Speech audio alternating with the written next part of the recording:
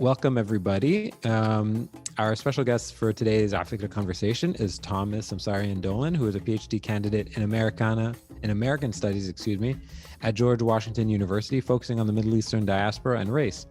After majoring in history and international studies at Yale, he received a master's degree in American Studies from New York University. He has received many scholarships and awards and is widely published. I'm very, very excited to have Thomas on our program. Thomas, welcome to Afikra Conversations. Thank you so much for having me. I'm really excited to chat. And I love what you do. So thanks for having me. Yeah, so I'm really excited because this is one of the rare instances where I have somebody on the series who first came to Afikra as just a participant and was, watching and really part of the community. So in many ways, you exemplify the Afikra community insofar as you entered the space to listen and be a part of the conversation. So I'm really, really curious biographically, let's start there. How did you find your way into academia? Was that always the game plan, or was there different something else in the beginning? Gosh, well, that's a great question, and one that in 2020 is, I think a lot of us are looking back on our lives and figuring out, like, how did we get here? I've thought about that a lot. So in the way of a short answer, no, I did not think that academia was where I would end up. I grew up in South Florida, frankly, loving the arts. If I had my druthers, I really, really love music more than anything else, and performing.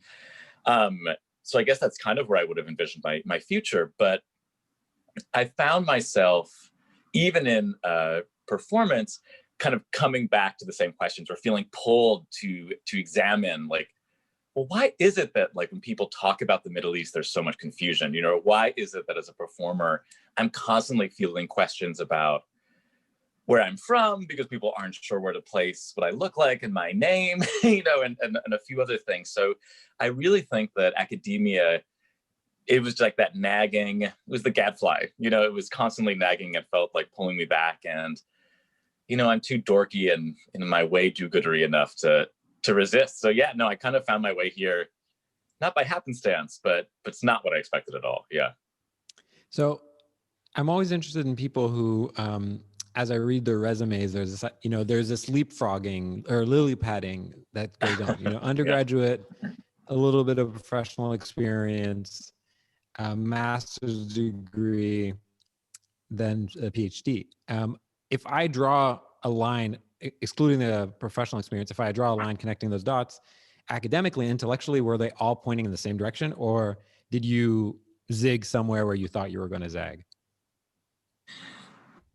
I think that in their way, they are all moving the same direction. Like the brunt of my research and my interest has always been in kind of American perceptions of the MENA region, right? I worked, my undergraduate senior essay was about American perceptions of Armenian genocide, which I think is sort of like a dutiful rite of passage for any Armenian across the world, but certainly Armenian Americans.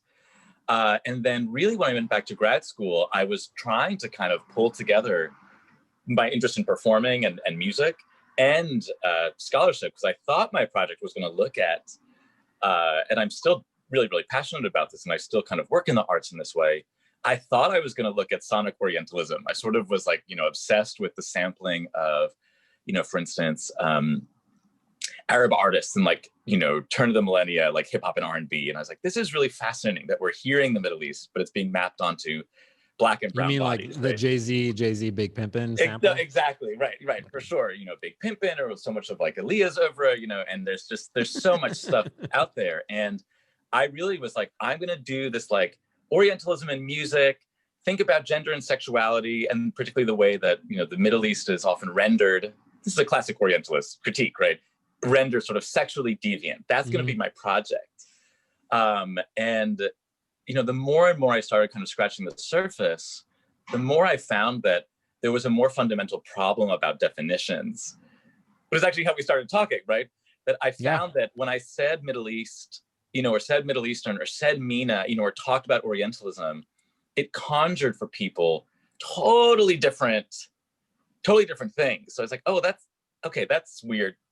That's confusing. Like, I can't begin to critique something if we don't even have an agreement about what what the object is that we're critiquing. So my project now is a series of biographies of, and I'm intentionally kind of problematizing the term, Middle Eastern people in diaspora, and how they help us see at different moments in American history who counted as Middle Eastern, who is a prototypical Middle Eastern subject, how did they move in and out of American racial categories, citizenship categories, nationalist categories, stuff like that. So the project's not at all where I thought it was gonna, this is not what I applied for, in other words. Who are the biographies? So my first chapter is on Kulus Gulbenkian, whose name is on the page, who's an Ottoman Armenian oil financier, basically, who born in Istanbul, spent most of his life in Europe, but died an Iranian citizen in Lisbon, like you do. The second chapter is about an activist who's born to, then Syrian, now Lebanese Sunni homesteaders in South Dakota, who spends her life working really in Muslim organizing. And then again, her life is 1910, 1990, who's been really very much eclipsed by our kind of memories or misrememberings of Muslim Americans, Arab Americans.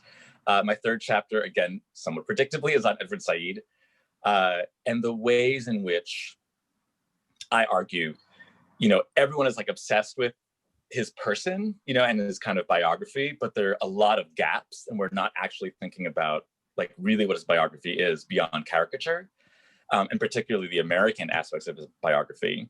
And then finally, my last chapter is like the fun pop chapter, is on Shakira, who again is very much tying together my like childhood love of Shakira, right? But also coming to know, wow, like this is someone who comes from a really prominent and proud Arab community in Colombia, but in the United States is totally invisible, not completely, but largely invisible as being, Arab or of Arab descent.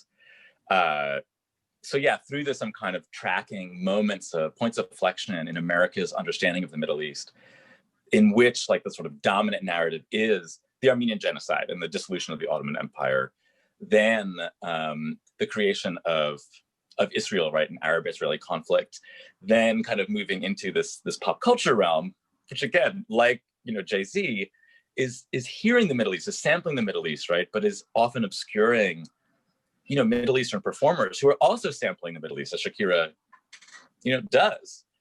So yeah, it feels like a hodgepodge, but there's an argument there. Yeah, it's so interesting because, like, just to give context, when you and I first spoke, it was because I had, emailed you along with a bunch of other people who had been attending our event saying, hey, I'd love to speak one-on-one and get some feedback on how we're doing. And you very quickly said, I have a huge problem with it. Well, to be fair, you said, do you mind if I go into this feedback? And I said, yeah, sure. And you said, I have a huge problem with a lot of the sort of terminology you're using around Arab history and culture. And then we launched into this really great conversation around it. So I'm curious, what is the working terminology that you prefer to use? Yeah, so it's a tough question. And it's one I think where frankly, it's like, I don't want to make this the hill to die on, but it is frankly one which has been really, really, really challenging for this part of the world for a long time. So to give a little bit of actually, I'll start with an anecdote, which I think is perhaps might be instructive, and then kind of think about it more historically. So as a kid, as I mentioned, I grew up in South Florida. People more often called me Tomas than anything else. So often was like understood or interpolated or assumed that I was Latino, which I'm not, right? I'm like mixed and Armenian, and that's what I am. And I kind of then as a kid rehearsed like what my mother told me, which was like, oh, well, like we're Middle Eastern. Like, Armenians, like tell people you're Middle Eastern, right? I mean, we're not Muslim. So already we get like a sense of assumptions that are deeply embedded in the terms, right? Mm-hmm. So in part, my whole project and all of my research has been about, well, what is in those terms or what is in those slippages between these terms, yeah? So I think there are two ways to go about thinking about terminology, right? One would be to kind of historicize terminology and think about how have terms changed over time, right? And there are a lot of misunderstandings, I think, and assumptions about this as well. But, if we go back 100 years, there there's a term Near Eastern that is used far more frequently than we think about today. That means one thing. You know, largely when we talk about the Middle East, I think in the US now, we really mean what was Near Eastern. The Middle East means something else further east. The Far East means the Pacific Rim. And then it's really not until after World War II that Middle East becomes like the dominant term for talking about this region, right? But already it then kind of slides into being synonymous with the Arab world, being synonymous with Islam. And there's interesting and confusing ways in which like the Middle East is defined legally in the US in like 8,000 different ways in this kind of, you know, mid-century period. And I had a student, for instance, last semester who did a final research paper on the Smithsonian's Middle East maps. You know, she was an Iranian American, and she said, I'm so confused by this, as I think many people, you know, from this part of the world are, like, where do I fit? She's like, I'm shocked to be white. I'm confused by being told, like, if I'm Middle Eastern, I have to be Arab. But like, what is going on here, right? And so she looked at these maps, and it is this constantly shifting, you know, boundary that actually at one point, and I have like a short piece about this, in the 1960s includes like Pakistan, both Eastern and Western Pakistan. So now suddenly it's becoming almost the entirety of Asia. So this is confusing, right? So I say I don't want to die on this hill because it like doesn't make sense. It's like looking at race, right? Race across time doesn't actually make sense. It's a constantly mutating, you know, and moving target. I sort of, you know, I can historicize terms. I was excited that MENA, Middle Eastern and North African, was going to be a census category, had gained some traction, I think, in federal recognition. But again, it's not what a lot of activists were using, right? Who are trying to get away from Middle Eastern because of its colonial legacies, because of its Orientalist legacies. And instead, we're using SWANA, which has got a lot of traction, especially in California, and actually has a history in the 60s and the 70s, as well as a formation. There's been a big push in California, in part because the Association of Asian American Studies has said that they do West Asia too. So there's a push to include West Asian, but not North Africa, you know, as a meaningful unit of analysis. So that's the kind of historical piece. The other way that I would think about terms is that you want to make sure that they're liberatory, right, or transformative, right? It's one thing to do scholarship and say, okay, I can give you a history of this term. I can tell you how it's shifted. That's sort of what my project's doing. But I think there's a second valence, which is you want these terms to be transformative, right? You know, and in part of the conversation where we started, you know, what I said was like, oh, it was, you know, a conversation about music. And I was like, I think it gets really dicey. Music is so amazing at transcending certainly national borders, right? Or these categories, right? Because like music is always absorbing and always changing, you know, and the idea, as Said would say, that culture is hermetically sealed is completely false, right? So our conversation began by thinking about, well, what does it mean to say that, you know, there's, you know, maqam systems that are, you know, pre-exist the Ottomans, but that are incorporated in Ottoman classical and cabaret music, which is codified by Armenians and is practiced by, you know, Greeks and Sephardic Jews in casinos in Cairo, right? So there's this really interesting way in which you want to think carefully about where the terms came from, but also think about what they do. So I have two comments on this. Yeah. One, do you feel like in your classrooms and are scholars admitting at least that all these terms are enormously are overwhelmingly what's the word I'm looking for? I just lost it. Not irrelevant, arbitrary, right? They're all arbitrary. Like the SWANA MENA thing for me is hilarious. It's just it's the most ridiculous conversation.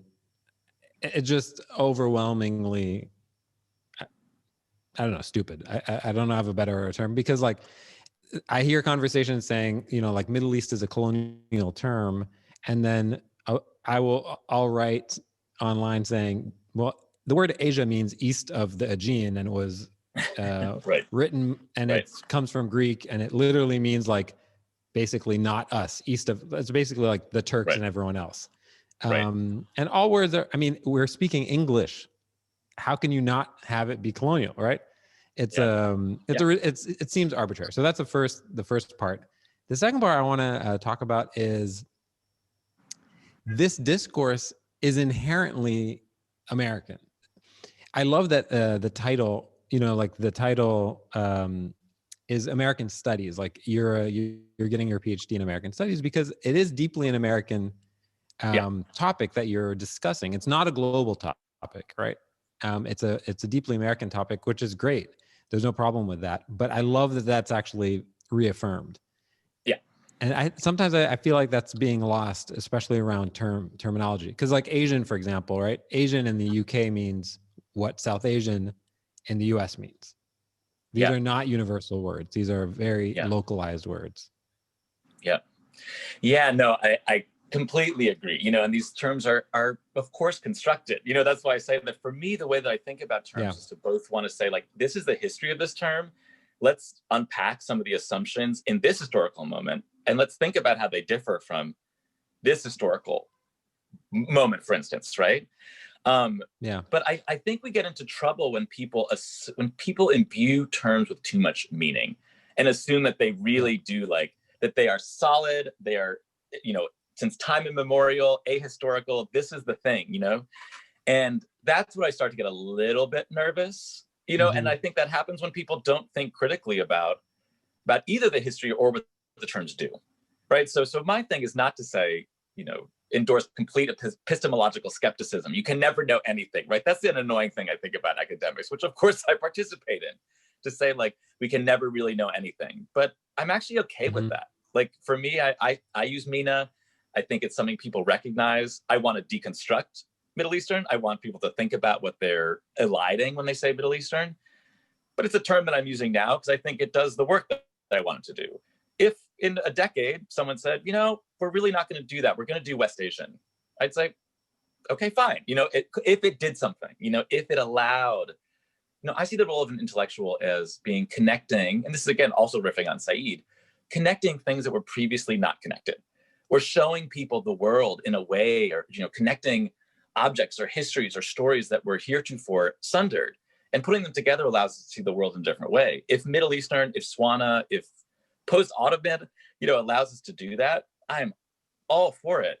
But I'm also always thinking about the terms being contingent, and not set in stone. And I'm not loyal to these terms. I'm ready to ditch them whenever they stop doing the work that I want them to do, right? And to your second point about American studies, I am totally producing an American project. Like, even though like my project is international insofar as my archives are, in Europe, in Palestine, in South America, in the States, right across the States, I'm very, very much invested in how the United States has produced knowledge and understandings of the region, right? And, for example, in the Shakira chapter, I'm looking at the ways in which Colombian racial common sense or nonsense is deeply tied to American immigration policy, right? So there's a transatlantic or Atlantic world race making. These are interconnected, but that's not to say that my project is really grounded in Latin America. It's not, and I'm certainly not doing an area studies project about the Middle East, although I am deeply invested in American studies and Middle East studies, like seeing each other in ways that I don't think they have, right? So I think that the biggest deficit is we have not done a really rigorous study of the racialization of people from this part of the world in the States, right? So like that is my project, to say, okay, we don't have an ethnic studies of the MENA region. To do that, I think you need to be in conversation with Middle East studies so you understand how people are getting here, right? So I'm trying to kind of problematize a lot of the frames, connect them, but it's American for sure. Yeah. So you might be able to help me with some of the history with this. So I've you mentioned the census, right? And MENA being a category on the census. Yeah. And how Arabs for the longest time in the US have been counted as white. And I've heard, I haven't researched this firsthand, and you may be able to sort of shed some light. I've heard that one of the main reasons why Arabs were categorized as white was because intense lobbying from Arab immigrants who previously did not want their own category and instead wanted to be seen as white. Is there truth to that? Yes. The short of it, cool. absolutely. Walk me through that. So it's very, very complicated. And this is in part, well, in some ways, actually, it's not complicated. The history is complicated because there's so many court cases, right? There are a million court cases that involve, again, these are the largest immigrant communities that come to the States, or at least the most visible ones, right? So that involve Armenians, Arabs, Persians, but there are also cases that involve, what we would now say, like, South Asians, people who are coming from then like the British Raj, right? Yeah. Or ethnically Parsis, right? Or who are Hindus or whatever. The Japanese also litigate for whiteness, in this time period. So that's the complicated part. There are a lot of different moving parts happening at once that are, again, interconnected. This is how the law is built, right? The simple thing is that in a country that's built on whiteness or white supremacy, the idea that peoples are going to not feel the thrall of power, or not say, oh, like what you see is that there are not a lot of immigrants who land at Ellis Island or Castle Garden and say, oh, I'm white, I'm definitely white, that's the thing, right? No, they say, like, I'm from Beirut, you know what I mean? And I'm a Melkite, and this is who I am, right? So, but they very quickly confront an American racial system in which whiteness confers power. It confers rights. It allows you to be a full citizen, right? So I think that we've really discounted the coercive pressure to aspire to whiteness among many, many, many immigrant groups. As I said, it's not just Arabs, right? Or not just people from the MENA region, right? You see people from literally almost the entirety of Asia litigate for whiteness. The same thing happens in many ways in terms of Central and South America. So there is this aspirational whiteness and this attainment of legal, or juridical whiteness that happens in the kind of first few decades of the 20th century. But then, as we see more and more groups kind of differentiate out of whiteness and be allowed to retain rights even outside of whiteness, there's this move to say, oh, wait a minute, but now we're not being counted. We're completely invisible, right? And it's really such a complicated history, and it's one that I don't think we've really thought that deeply about. And it's useful to think about the constructedness of race in that 100 years ago, I am an Oriental or Asiatic American.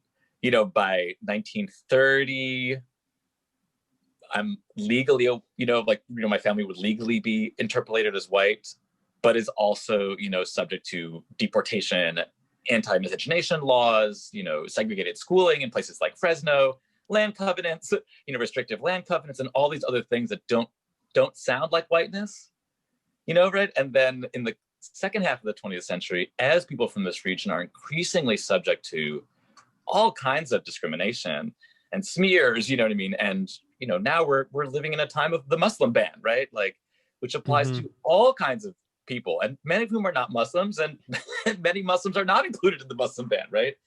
So it speaks to the incoherence of these categories, right? But to give you the short of it, I mean, there's a history of inclusion within whiteness, I think imperfect inclusion within whiteness, but certainly that's the name of the game for a lot of the 20th century, and it's the name of the game abroad as well in ways that are, I think, also underexplored.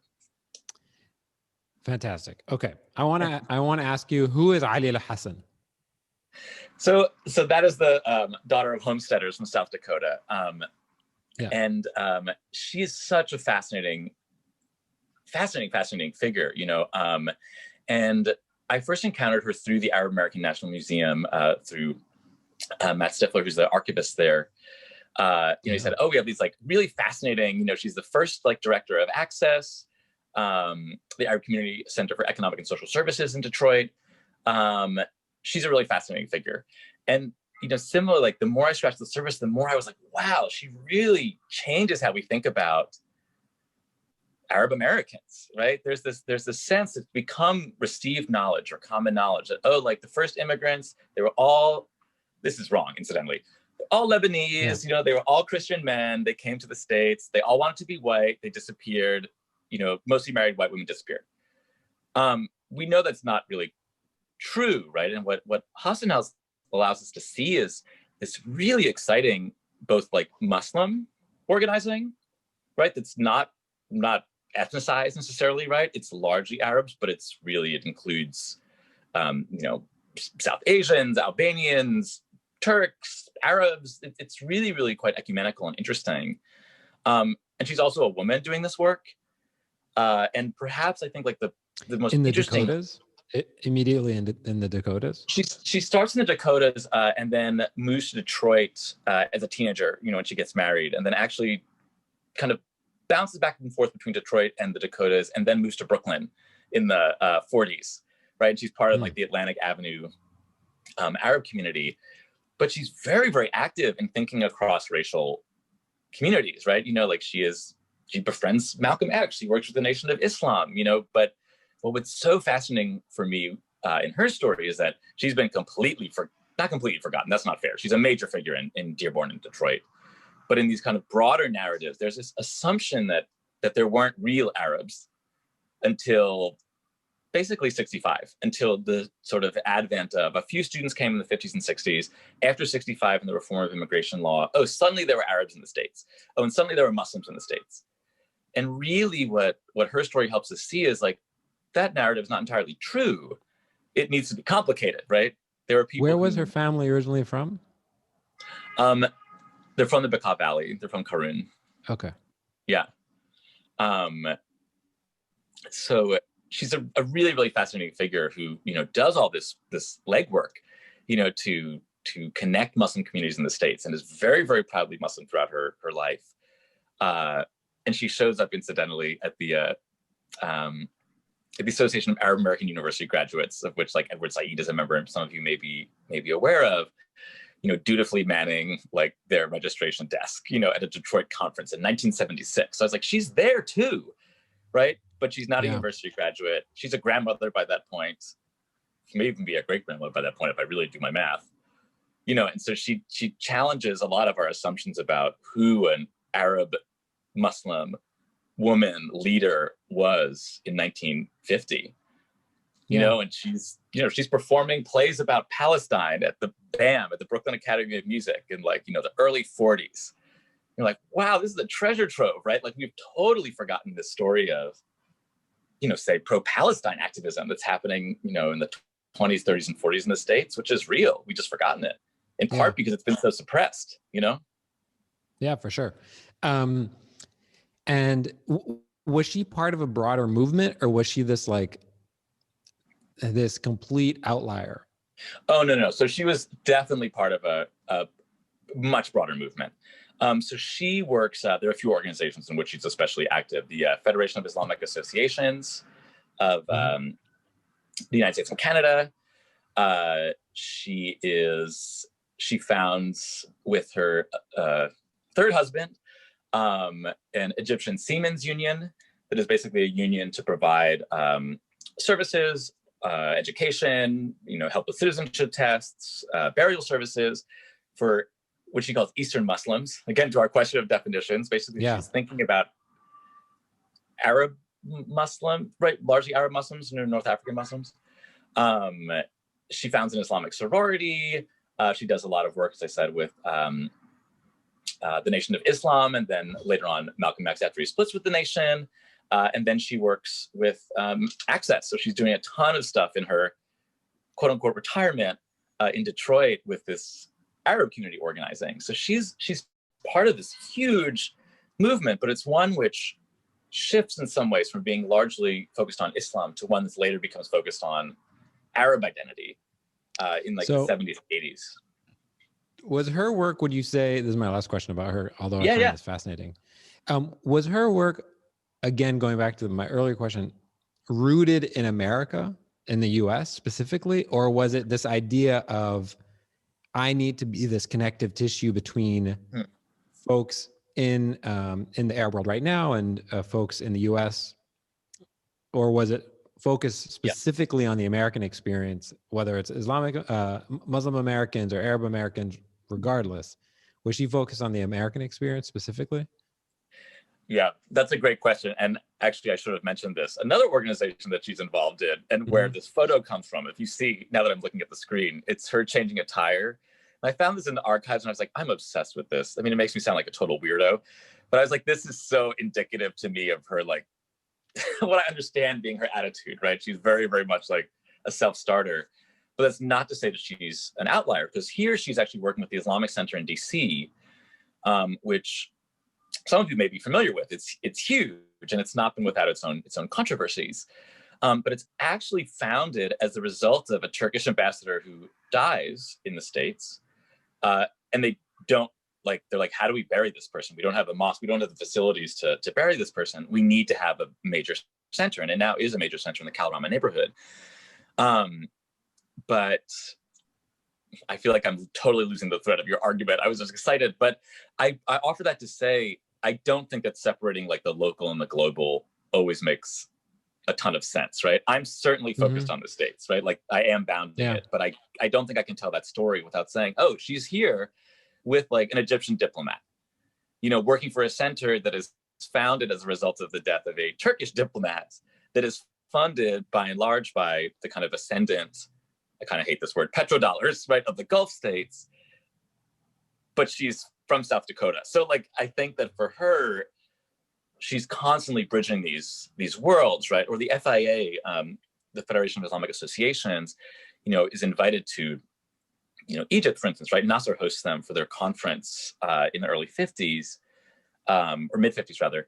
And so I think that, again, kind of understanding the local and the global as being completely disconnected often doesn't make sense. I think particularly for diaspora communities, like those from this region who are relatively mobile, who often maintain ties with family, who are looking to the old country, for religious authority, for political authority, right? So I think that she's kind of bridging those worlds, even though a lot of her actual writing is about Islam in America. She's writing about what is it like to be a Muslim woman in the States?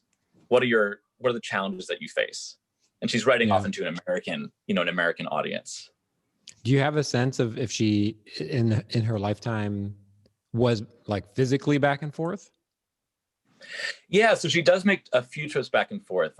So she goes on this trip to Egypt, and she marries an Egyptian, and I don't know that they travel any other times. She goes on Hajj herself in the 70s. As a grandmother, as a great grandmother. Yeah. No, yeah, she goes and leads a group of African American Muslims on pilgrimage. So she goes back a bit. I think that she's also so fascinating because, in contrast to someone like Edward Said, right, or contrast to someone like Shakira, who are these elite, wealthy, incredibly mobile, right, again, upper class figures. I don't think she has necessarily the access to the same kind of mobility, but she's, again, deeply connected to, she's meeting with royals, she's meeting with diplomats, she's corresponding with, really religious authorities, academic authorities, constantly. Yeah. Even if that is from Brooklyn, or from Sioux Falls, or from, Dearborn. So she's really connecting these worlds, even if she's not moving through them physically, herself. So cool. So before we move into sort of the quick Q&A, I'm curious, who else are you? This is kind of part of the quick Q&A, but just I'll ask you now. Who else in this space is producing really good scholarship that I should be aware of? Oh, okay. Well, let me think. So I'm going to plug some of my cohort, friends who I presented on at the Middle East Studies Association.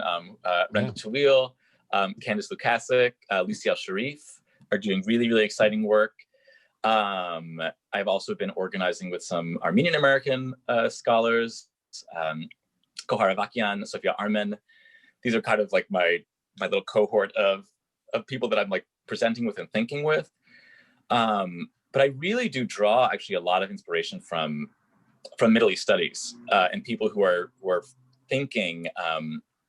A book that's sitting on my desk, incidentally, which is that's why it's coming to mind. But it's an amazing book and an amazing scholar, Usama Makdisi, who writes this book. I'm going to get it wrong. I was going to say the ecumenical frame. It's the Age of Coexistence, the ecumenical frame, and the making of the modern Arab world. And what he's looking at and what he kind of says is there's this real gap in historiography between connecting like parts of the Ottoman Empire. We have histories of like Anatolia. We have histories then that look at kind of like the Levant or the Mashriq, but we're not really thinking about them together. Like maybe we should do that for a political entity that exists for 500 years, right? Yeah. Yeah. So he's someone that I really, really have drawn a lot of inspiration from, or I think has really been generative for my thinking. I'm sure I'm leaving out a million people and friends who are now going to be pissed at me, but so here's the another first that came to mind. Here's another question that before we get into the quick Q&A, in terms of Armenian studies, Armenian sort of diaspora studies, are there other communities outside of the U.S. Where there's really good scholarship on those diasporic communities, and the framework or the sort of the lens is a little different, is maybe a little but significantly different, that you can sort of bounce your perspective off? Yeah, I mean, and it's, you know, as kind of you said yourself, right? Like I am in American studies, right? Like I read a lot of Armenian studies, you know, but my project is in some ways not exactly an Armenian studies project, right? Yeah. Which historically is, unfortunately, but realistically and rightfully so, been tied to the genocide, right? You know, this incredibly disruptive event that produces these many diaspora communities, right? But I think what is perhaps most instructive about Armenian studies, or the ways in which like my project is very much framed by Armenian studies, is a sense of thinking and toggling between the local and the global, right? So there's this scholar, Rasim Panosyan, who, you know, like many, he's a, you know, Beiruti Armenian that produced a ton of scholarship, right? So the Beirut and the Lebanese community has really been incredibly influential in producing scholarship, and particularly Armenian language scholarship, which for a long time was otherwise being produced in the Soviet Republic, that was relatively inaccessible to people in the States, right? But what he theorizes is something that he calls multi-local nationalism. This idea that people are constantly producing nationalism, but it's in many, many, many different sites.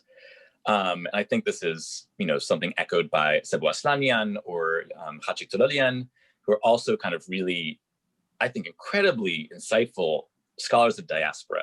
They're using Armenians to think about diaspora and using Armenians to think about moving through the world and how identity is constructed, without being a project just about Armenians, if that makes sense. Yeah. So I think that, you know, to think with, as, and I'm sure many people on the, you know, on the call, or many, you know, other people from the region, it's not uncommon for me to say, oh, okay, like, you know, when I went to Cairo in 2005 with my singing group, I dutifully looked up, like, you know, my cousin Stepan. I have no idea exactly. I think he's my third cousin or second cousin, you know, like, but he's a cousin, right? But the idea that there might be cousins that I should look up in Egypt, in Lebanon, in the Soviet Republic, in Istanbul, in Detroit, you know, to me is not, this is kind of like mundane transnationalism, right? This is just the reality of existing in diaspora. So I'm always thinking, you know, with this, and you're always kind of sounding ideas off of other people, right? But you're totally right that, you know, to be an Armenian in the Republic is completely different, and you have a totally different sense of certainly the terminology that we're using, versus an Armenian in Beirut has a totally different understanding of, or not maybe totally different understanding, but they're in a very different racial system. My work is on race primarily, right? Like that's not the same if you're an Armenian in Buenos Aires, right? Or Sao Paulo, but we're still in conversation just as a result of, frankly, family, you know, or shared cultural reference, you know, or histories and stuff like that. Yeah. I love it. Okay. Fantastic. Let's do this quick Q&A and then we'll open up to everybody. So what are you reading or watching right now? Oh gosh. So, well, I told you this one book, which is sitting on my desk, which I really, really loved. I find that I don't do a lot of reading for pleasure because I read so much otherwise. So I'm going to out myself here, but I'm watching Drag Race. I'm onto Drag Race UK. I'm loving it. I also love musical theater, and I recently kind of been listening to the Hades Town soundtrack, which I rediscovered. Who hosts Drag Race UK? Oh, it's RuPaul. Oh, yeah. Even the UK version? Yeah. Not letting go of that mantle. No, but not in Canada or Holland, now that I'm an expert. Okay, good. Okay. Who would you love to shadow for a day, past or present? You know, there's so many people here, you know, and as a historian, this is kind of what you like always want to do, right? Like otherwise you're writing science fiction, essentially. I'm making up a fiction or what I imagine the past to be. I'd love to go back. I mean, to the right answer is Mr. 5%, but besides that, you know, I don't know that he would be the most fun of my chapters. I think I of course would want to talk to Saeed, and like I think there are a lot of things that I want to think we'd share. Oh, I love classical music. Oh, like I want to talk to you about transnationalism. I want to be dorky. Like I love theory. I want to talk about lit theory all day, right? I just want to see how you move through the world. But I you know, someone actually who comes to mind, which is again in the sort of same vein as the first question. I was recently saw an interview where Dolly Parton kind of reads RuPaul for Filth.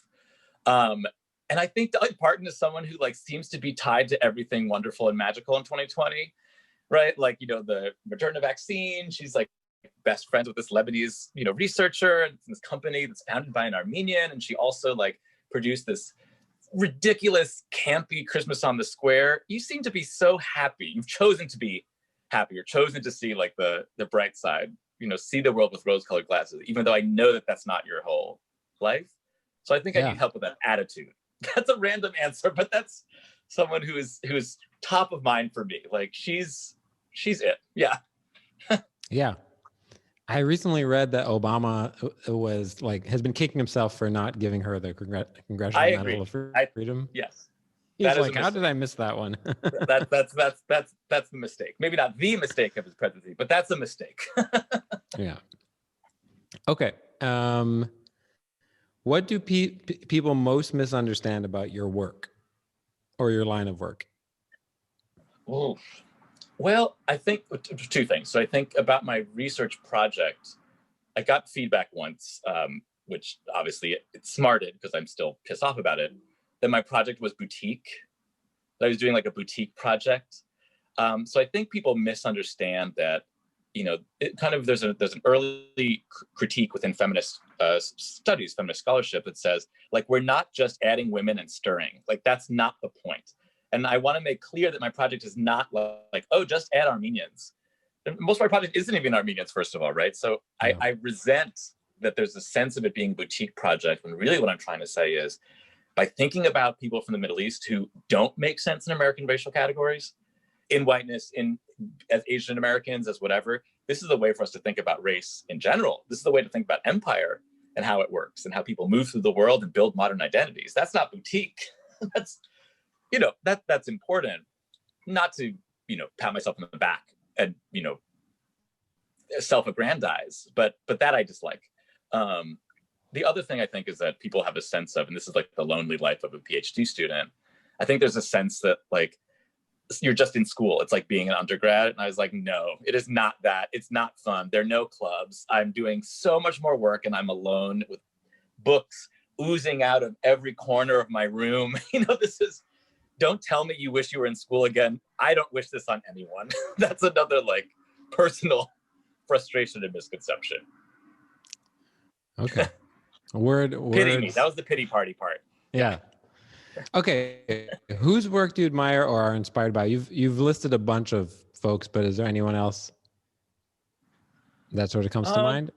I mean, gosh, there's so many. I mean, as I kind of mentioned with Saeed, like I do love theory.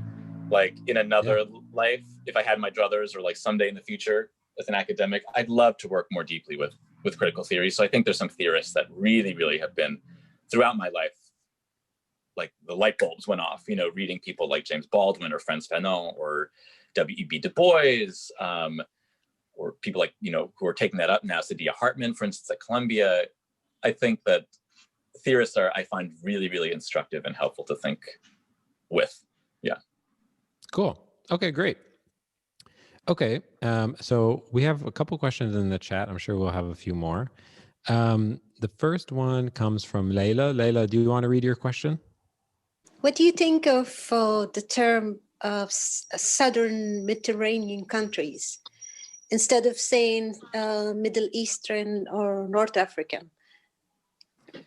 Yeah, that's another great question, you know, and it's, so I have a few thoughts here. it's interesting that, like, my instinct is, and I just saw a restaurant advertise its cuisine as I think it was like Mediterranean or Mediterranean. It was like Middle East Mediterranean kind of combined. And I was like, wow, that's a really odd formulation. My instinct is that Mediterranean kind of glosses a lot of stuff, right? I think it becomes a catch-all category. And I don't want to even like touch on what I, kind of affectionately call the hummus wars, or like, the falafel wars, where we're like, this is like a fight over like, is there an Israeli cuisine? Is it, I don't want to touch that. I find Mediterranean often is like a way to slip in like a kind of broad, undifferentiated cuisine in particular that doesn't say Arab or, scary things, Turk, Islam, confusing things like Armenians, right? So my instinct is like, I don't love this term Mediterranean. There are certainly interconnected histories across the Mediterranean. There's a whole school of thought that's about the Mediterranean basin as like a meaningful unit of analysis, which is really cool and does connect things, right? In useful ways. It says, wow, this is weird. Like, you're growing a lemon in the same way, and like Grenada, Sicily, and like Tunis. That's cool. Like, discuss. My instinct is that Mediterranean might not get it. I don't know that it does the political work that I want terms to do. That's a long answer, an equivocating one, but I hope that's helpful. Great. Thanks, Leila. So we have another question from Marianne. I was curious to know if there's an accessible source that looks at the effects of urban gentrification on diaspora histories.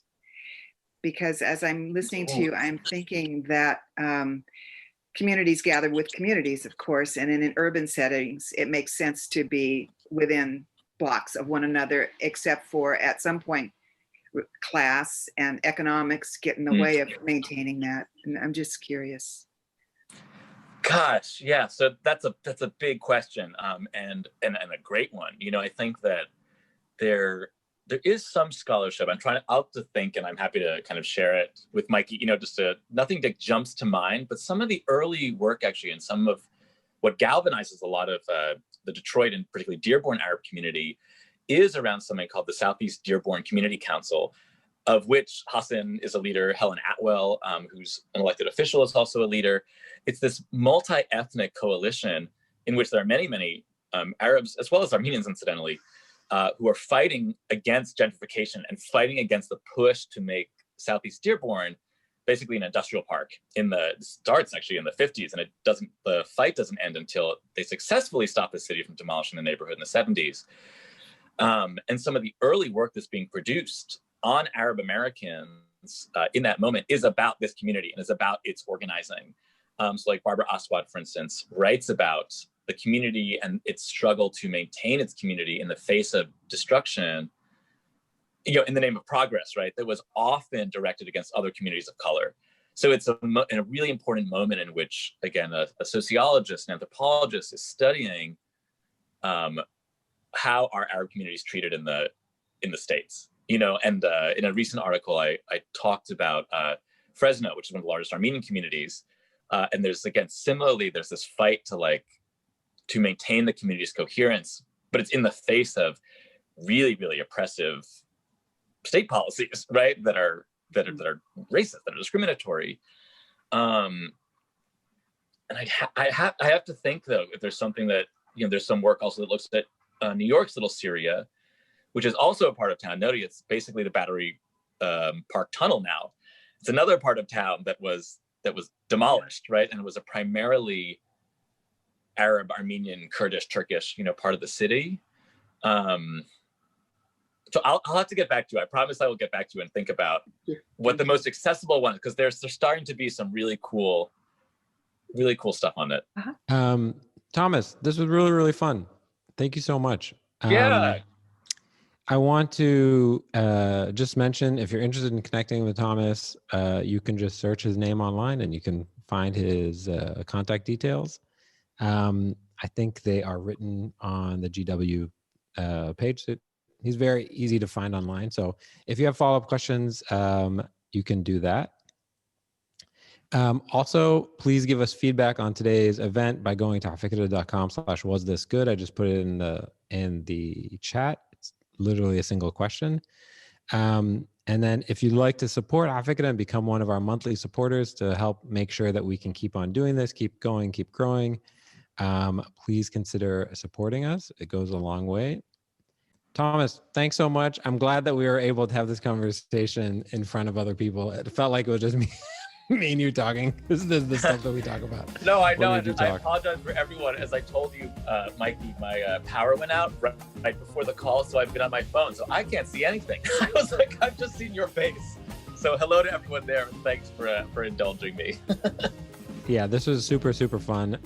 Thanks so much. Thanks to everybody. Stay safe and enjoy your day or evening.